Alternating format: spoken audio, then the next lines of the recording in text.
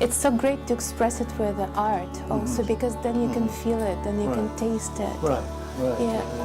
She has a way of like painting these visionary paintings. I don't think she ever took any of these substances, but she was a visionary. She grew up in Brazil, see, Brazil, but her books. Yeah.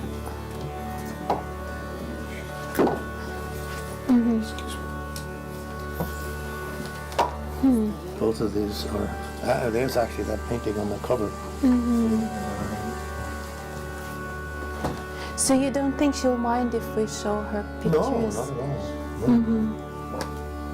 Oh, yes. And like these are all goddesses, mythic goddesses, which he showed, and then this one also. You know, the way she shows the human figures with animals. Oops. I don't know how wide she is known in other parts of the world, but around here She's known. very well. What's her name, please? Susan Boulay. Susan Boulay.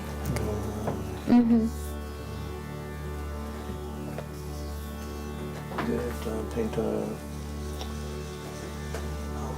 Alex Gray, yes. Alex Gray, yes, he's actually very famous in Russia. Well, in psychology circle, yeah. Although that's a poster of it. He spent time when he was a young man working in a morgue, you know, looking at all these bodies. Really? That's how he got to know so much about anatomy. So is this how you see the world? When He sees the world? What? I don't know. Well, that's how he sees the world. Yes. Okay. I don't see the world that way. It's like X-ray vision. You know? Wow. No, I think Thank you. I resonate much more to To Susan this, Boyle's paintings. I like the way the figures emerge out of a dark background. See, they all kind of emerge out of a dark background. That's very much a visionary space, and the connections with the way they are with animals, with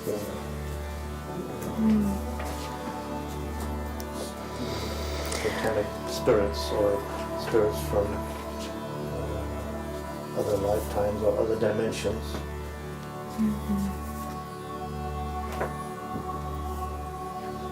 Diana, the goddess Diana.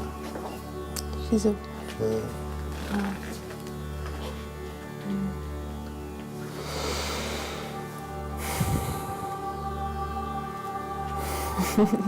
Well, thank you. Thank you so much. Thank you. I really love this tree, but you know, I don't know if you can get the whole tree. You have to. But we planted it when we first moved in here. It was 10 feet tall. And look how tall it is now, more than 25 feet. It's, but probably can't get far enough away to see the whole tree. But, no, she can see. She can. Well, I guess we'll be going. And these figures. Okay. Show them those. Those? You know. What are those? Maybe you did already. I think she did, but maybe you can say something about those guys. Well, this is what do they call them? From the southwest. This is Gaia, the goddess Gaia. Look at all the animals in her hair. The womb of the goddess. This is from Egypt, crocodile god. These are from Mexico. You traveled a lot, probably, yeah. Oh, this looks like an alien. No? Yeah, that's from the southwest. Okay, painting. This is Mexico. This is northwest. Totem pole. Egypt, crocodile god. Kachina figures. Kuchina, yes. It's Indian, yeah? Yeah. Southwest Indian. That's also Mexico, Maya. Did you have a teacher, like spiritual teacher? Goddess, simple goddess. Yes, I had several In spiritual teachers. But I don't want to get back into Okay, it. sure. Enough is enough. Sure. Yes. Okay.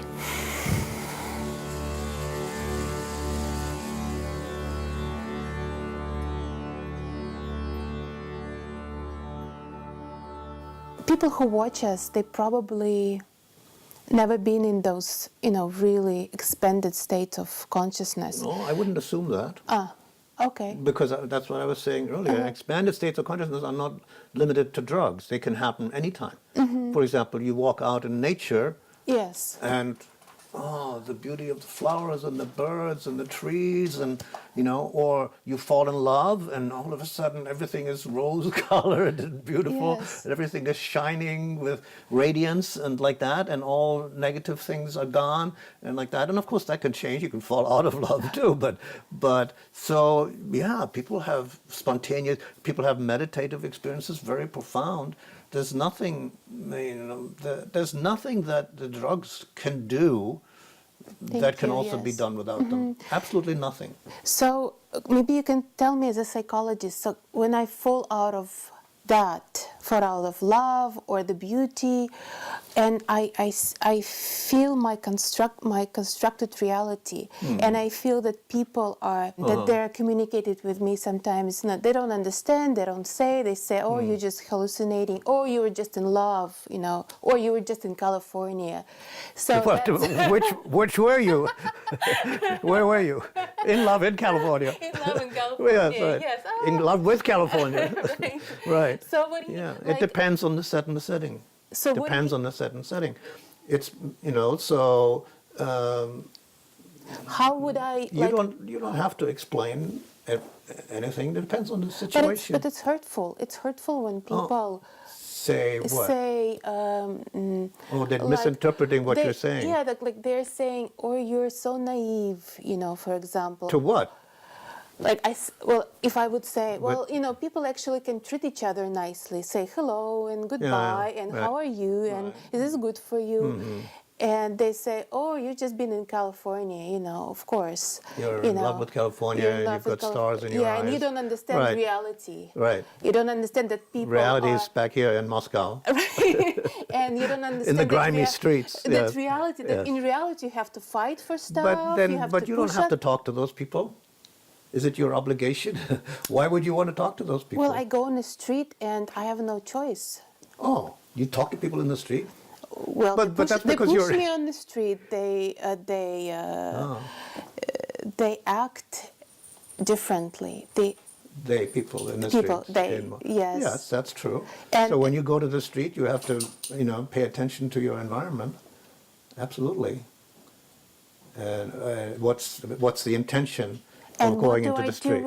And what do I do with? But you have to all tune into stuff? the environment. You go to a part of the street that's, you can go to San Francisco and you go to this Tenderloin, you'll see the bums fall, drunk on the street, and you'll see panhandlers and approaching. That's true in every city. So it all depends on the setting. You wouldn't want to go into a meditative state there. If you want to go to a meditative state, you go out to a beautiful place like the meditation center where it's peaceful, where it's quiet, where you can be undisturbed, and where everybody else is supporting the meditation.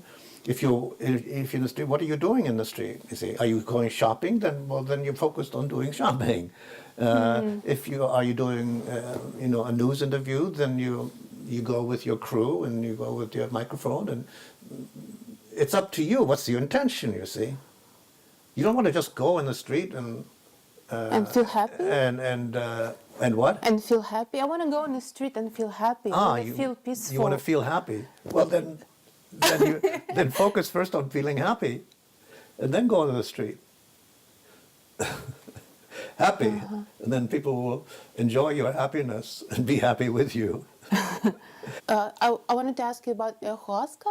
Ayahuasca. Ayahuasca. Yes. Yeah. So just what happens to? Well, I wrote one book, edited, and that one is about the mushrooms, and there's another one about ayahuasca. Yeah, ayahuasca is sort of popular right now. It's interesting. It's like the others. It's like LSD, it's like psilocybin. Their consciousness expanding. I like the term consciousness expanding substances, but it's not automatic. It's not, it depends on this. It always depends on the set and setting. So when you expand consciousness, you have to start with what is your consciousness? What's your starting point? And what's your purpose? For example, healing. I remember one session I was in. I was going along. I was having nice visions, and all of a sudden I started. For some reason, I don't know why. This was at a time when the war was very much going on in El Salvador. People were being slaughtered left and right. And I started thinking about El Salvador, and I went, blah. The moment the thought came into my mind, blah. Now, I'm not from El Salvador. I don't know that. I haven't been there. But it was part of the collective consciousness that I suddenly tuned into that's very toxic.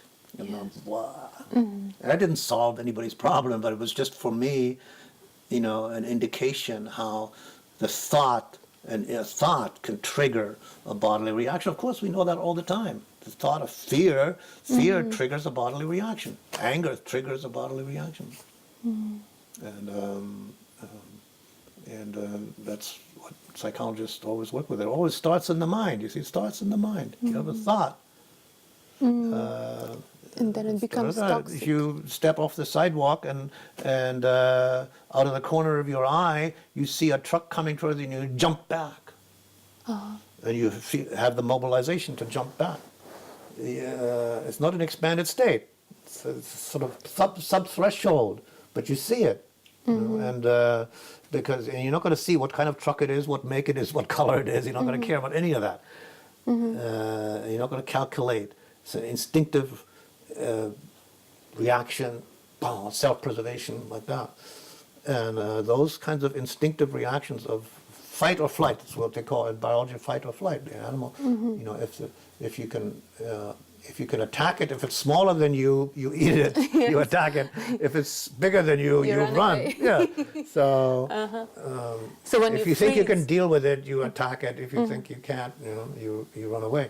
But that can happen. The thing is those fight or flight signals can be in your brain, disconnected from anything outside. So, it's just somebody says something or has a certain kind of expression on their face, and that's what happens in PTSD. You see, these soldiers come back from the war, and they're, and suddenly there's a sound, and it sounds to them like the sound of a gun, because they were like in constant stress 24 hours a day. They could be shot at from any side, and so they kind of shoot whatever moves. So that's only an extreme example of what happens to all of us. To all of us every day, yes. Your husband or your wife says something in a certain tone of voice, and all of a sudden you're back in your childhood, and it's like 3-year-old. Right. If somebody criticizes me for my work, I'm like, it's like mom and. Yes, yeah. So those toxic things. Yes, that's what psychologists deal with all the time, and psychiatrists, and we deal with it, and of course, then when you disconnect something like that, and then in ayahuasca, like mushrooms and LSD, psilocybin, like all those substances, when taken in a supportive set and setting, not necessarily has to necessarily therapy, but if it's a supportive setting where people do it in a supportive kind of ritual setting, there are lots of groups of people that understand the basic principle of set and setting, and who get together. They're not necessarily in the role of healer or therapist. They're doing their own healing.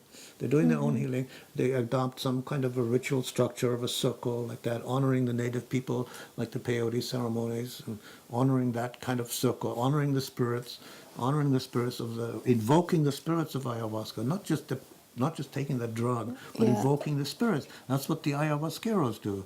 And they sing the songs of the spirits, you see. They're taking the plant, but they're singing the songs and calling in the songs, the spirits of the plant. That that's do what the you call healing. respectful. It's respectful, and it's a completely different worldview, you see. In the Western worldview, you say, well, you're taking this brew, it tastes foul, and then maybe this healing thing happens to the molecules in your body. The shamans, they wouldn't say that. They're saying, oh, we take this plant to connect to the spirits, because the shaman has learned to connect with the spirits through that plant, through their previous practice. And the shaman sings the songs which will connect him to the spirits, and which will enable him or her then to do those spirits to do the healing on the person that they're doing. It's a completely different medical model, you see, rather than just take this pill and go home. Very much, yes. And so it's multidimensional. I think that's the key lesson that's coming out of the expanded drug expansions is not just expansion of awareness, but becoming aware of the spiritual dimensions at the social level too. You have to acknowledge the spiritual dimensions as well as the mental and the emotional and the physical. All four of those are equally real, equally important, and have to be acknowledged, not manipulated. Yeah. You know, and acknowledging the integrity of each individual to make their own choices. We don't need laws prohibiting drugs. You know, we need laws prohibiting certain kinds of behavior, destructive behavior, like we do. But we don't need laws, prohibiting drugs or plants or anything like that. It's totally inappropriate.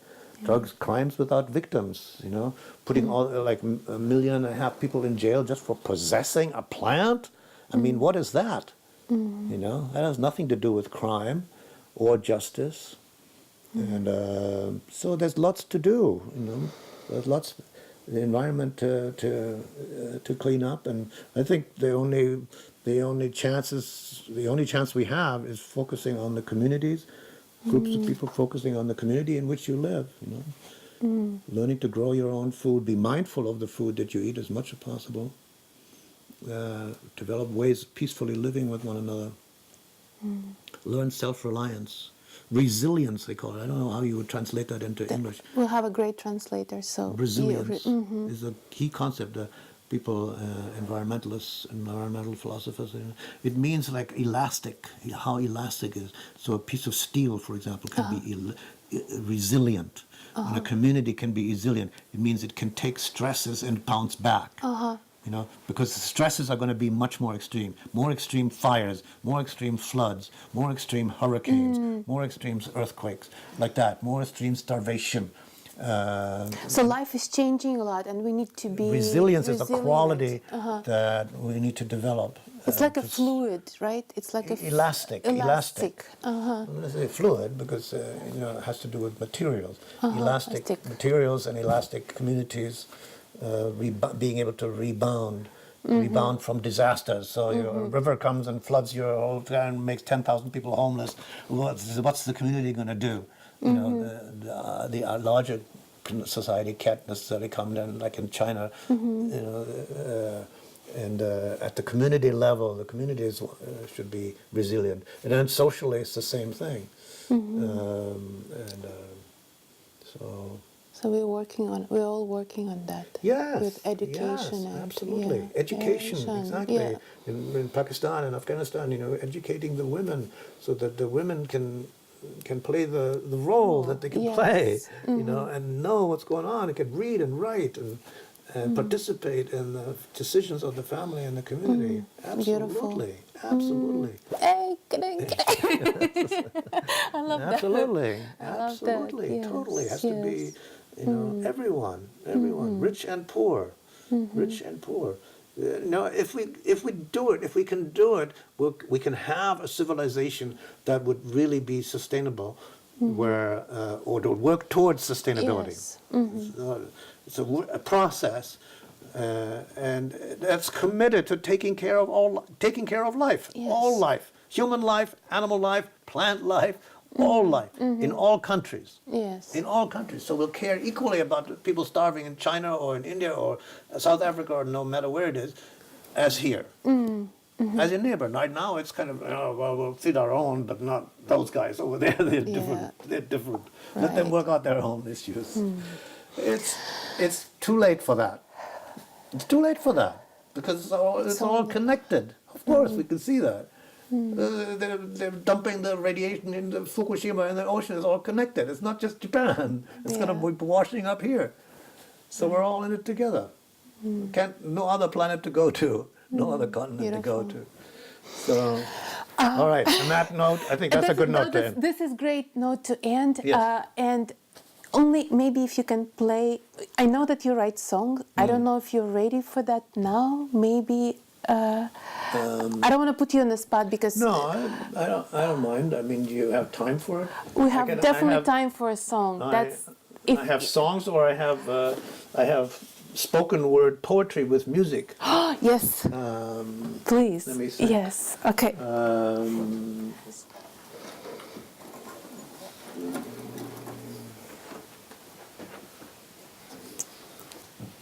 3.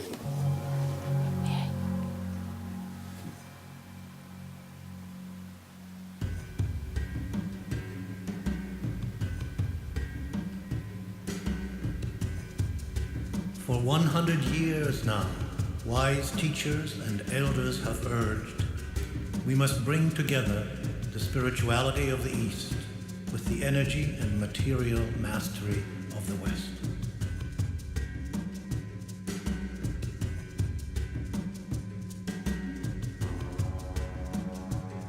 The Tibetan oracle said, when the iron horse flies, the Dharma will come to the land of the red man.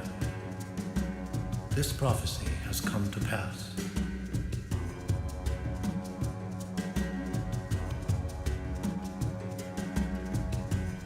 And behold, a new vision arises for a new century. The people of the northern nations will relate with respect and justice, not violence and greed, to the uncounted millions of the southern countries, and to the land, the forests, and riches of the earth.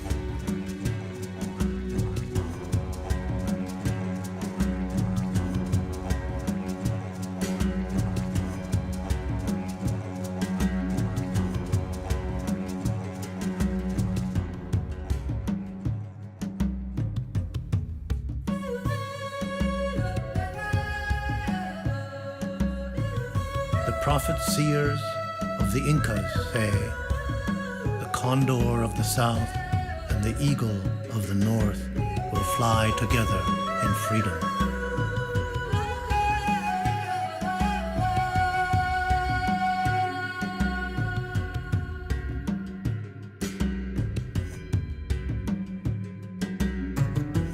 The visionary serpent vine says, the bear and the wolf of the north and the jaguar and lion of the south will track together and hunt together for vibrant life and healing knowledge.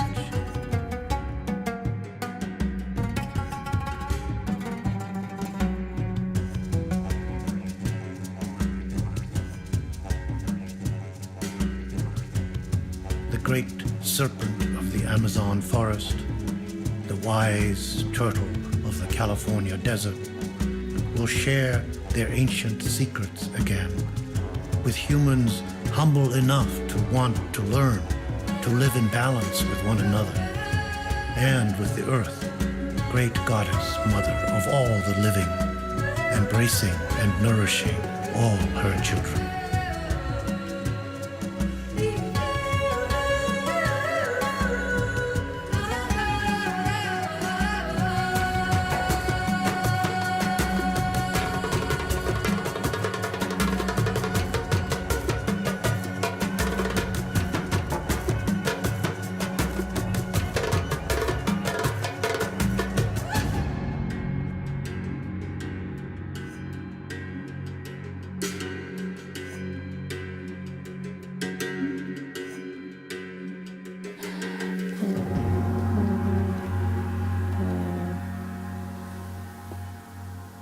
Thank you. Well, Can I have a hug? Russians Can I have a hug? have this reputation of having a deep Do- soul. Yes. I've always heard that.